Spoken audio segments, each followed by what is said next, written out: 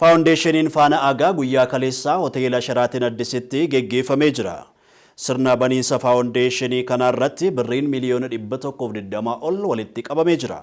Ministeera Aadaa fi Ispoortii obbo Qajeelaa Mardaasaa kaayyoo faawundeeshinii Faana Aagaa mootummaan kan tumsu ta'uusaa himanii jiru. Beenyaa Shiiramoo hordofeera.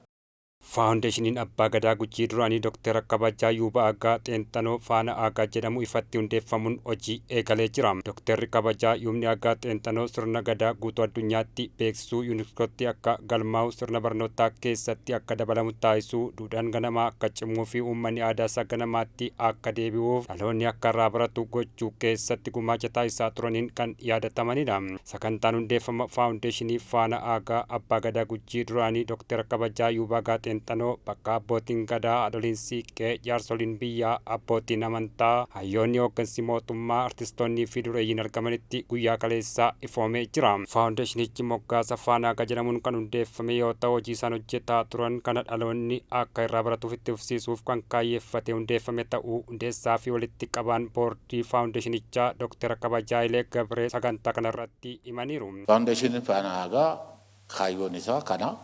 Kaayyoon isaa inni guddaan gadaa qoratanii dagaagsuu, guddisuu, jaarmiyaa 21 akka darbu gochuu kan dhaabbateera.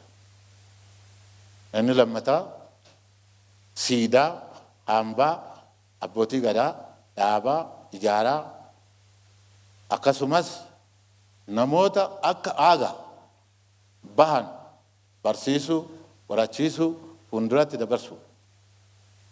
Kanaaf faana kana gargaaruuf gumaachuuf akka dhaabbatan ammalee dabalee namoota lubbuu isaanii jiruu isaanii kennachuuf 17 dhaabbatan wajjin akka nu wajjin dhaabbattan isin gaafadhaa galatooma. Ministeera Aadaa fi Ispoortii obbo Qajeelaa Mardaasaa kaayyoo faawundeeshinichi hundeeffamee milkeessuuf mootummaan cina kan dhaabbatu ta'uu himaniiru.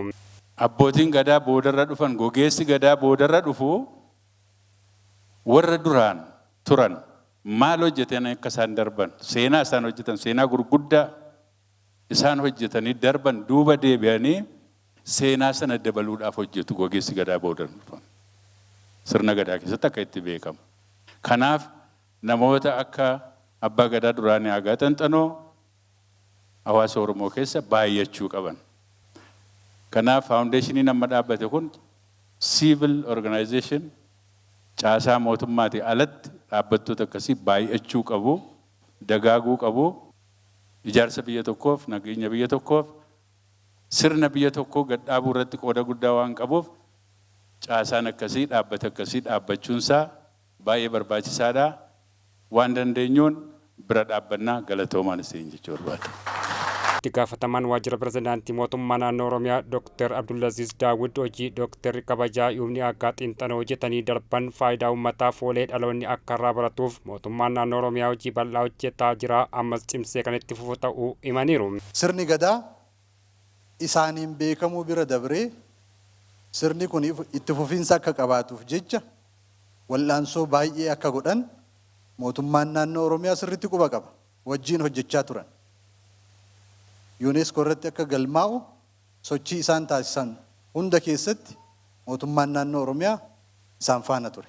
Mootummaan naannoo Oromiyaa giddugala qorannoo fi qo'annoo Oromoo hundeessee jira.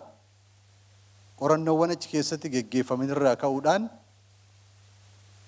duudhaawwanii fi jaarmiyaalee sirna gadaa keessatti beekaman ammallee deebi'anii faayidaa uummataatiif ooluu danda'an qorannoodhaan adda baasuudhaan ammas deebisee faayidaa uummataatiif akka oolan taasisaa jira. Kuni kan ta'uu danda'e sirna gadaa jarri akka Yuuba Aagaa Xeenxanoo faati sirna gadaa nu tursiisuu isaaniiti.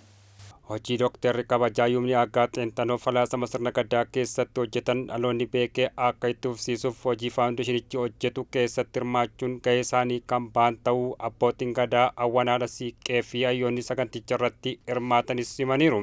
Biyya ofiititti warra haftee isa duubatti hafetti achi tarkaanfachiise isarra wanna gaarii baratama wanna mishaa irraa baranne wanna inni dalage kana nullee dalanne siinqee irra dalanne siinqeen haadha nagaati nagaa irra dalanne siinqeen haadha araaraati araara irra dalanne biyyaaf waan gaarii dalanne fiillee gaaf akka isaa kana namuu hin du'a yeroo ofii eeggata malee finna keenya achi dabarsinee wanna gaarii bu'aa gaarii maatii keenya tarkaanfachiisuun nurra jiraata. Waan is dabarsaa afaan isaallee osoo hin ta'in waan inni natti akeekee waliin hojjenne hedduu jira.